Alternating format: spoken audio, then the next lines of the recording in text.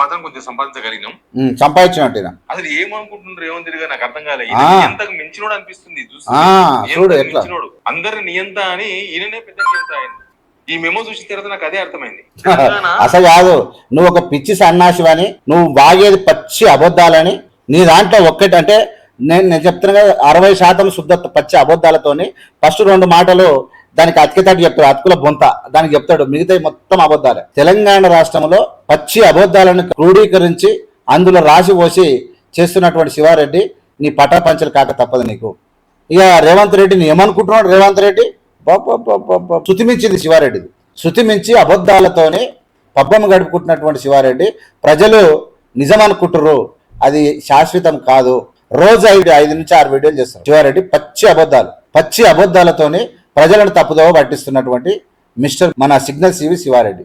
దాదాపు 45 పేజీల మెమో ఉన్నట్టుంది. అన్ని పోలీస్ స్టేషన్ లకు పోయింది. చాలా సీక్రెట్ గా రహస్యంగా పంపించారు. అది మాత్రం కొంచెం సంపాదించగలిగినాం. ఇక ఈ సన్నాసి ఏమన్నాడు ఇది సీక్రెట్ గా చేసిరంట. ఎట్లా? ఇది సీక్రెట్ గా మీరే కొట్టండి, మీరు ఆన్లైన్ లో కొట్టండి. నేను ఇప్పుడే TS police new memos on for the social media activities అని కొట్టినా, అది మీకు వస్తుంది. నేను కొట్టింది ఇప్పుడు చూపిస్తా. నేను చూసిన తర్వాత నేను మాట్లాడుతున్నాను ఇప్పుడు సడన్గా. అయితే నేను ఇట్లా కొట్టినా, నేను ఇట్లా చూపిస్తున్నా మీకు.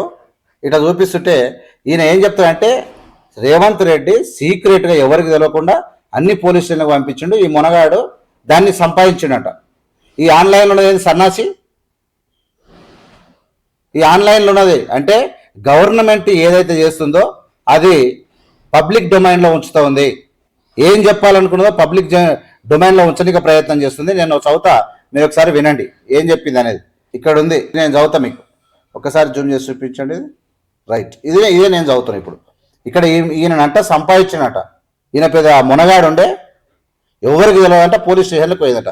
ఇది పబ్లిక్ డొమైన్లో గూగుల్లో వచ్చింది. TS police new memo for the social media activities ఏం పెట్టిరని చెప్పి నేను కొట్టిన. ఉత్తగానే కొడితే ఇంట్లో వచ్చేసింది. నాకు ఏమొచ్చిందంటే the Telangana police have issued a new directive for the cyber crime police stations to open the suspect history sheets on individuals.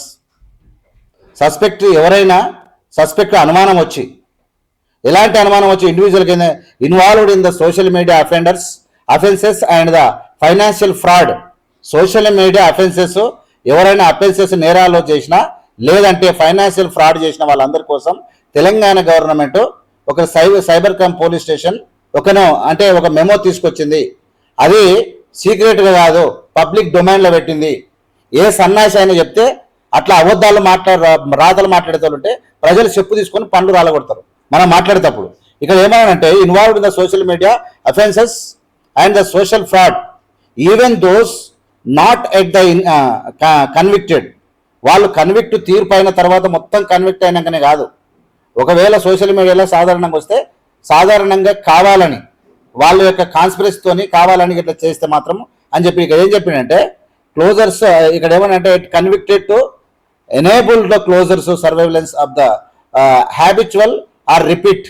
కొంతమందికి హ్యాబిట్గా అయిపోతుంది ఎవరి సోషల్ మీడియాలో అడ్డగోలిగా కూతలు పోయడం, అడ్డగోలిగా మాట్లాడడం, ఇంకా కావాలని ఇతరులు డిఫేమ్ చేయడం అనేది అది సోషల్ మీడియా ఆసరా చేసుకొని డిఫేమ్ కాదు, అతలోడిని ఎసోలింటి అని చూసి మాట్లాడాలని చెప్పి ఏమన్నంటే మళ్ళీ చెప్తున్నా మీకు.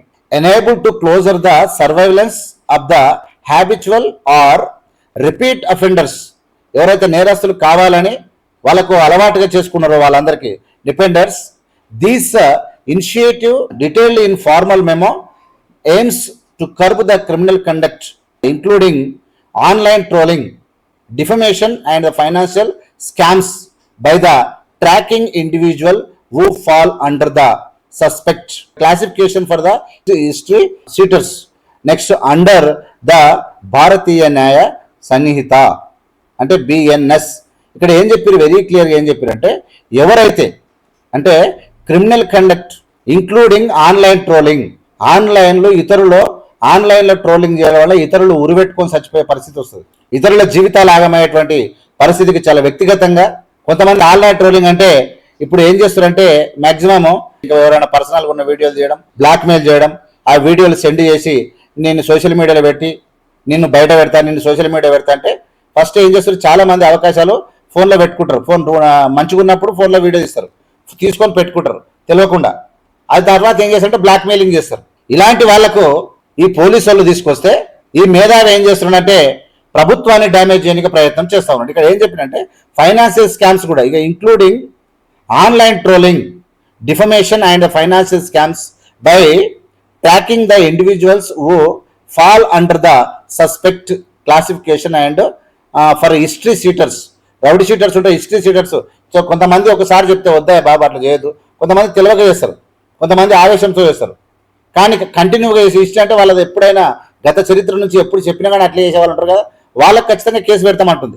అలా తప్పేముంది ఇలా. ఇక్కడ ఏం చెప్పారంటే ఈయన మనోడు చెప్పడం ఏంటంటే ఇది సీక్రెట్గా చేస్తుర్రు, పబ్లిక్ తెలియకుండా చేస్తుర్రు, నేను మునగాన్ని కాబట్టి నేను సంపాదించిన, మరి నేను పబ్లిక్ డొమైన్లో చదువుతున్నా, గూగుల్లో తీసి చదువుతున్నాను నేను ఇప్పుడు. దాని తర్వాత అండర్ ద భారతీయ న్యాయ సన్నిహిత అంటే BNS and the Telangana state police manual TSPM. ఇక్కడ ఏమన్నాడంటే while the police state the memo target all offenders, ఎవరైతే నేరస్తులు ఉన్నారో వాళ్ళందరినీ చేసిరు అండర్ ద రిలవెంట్ లా.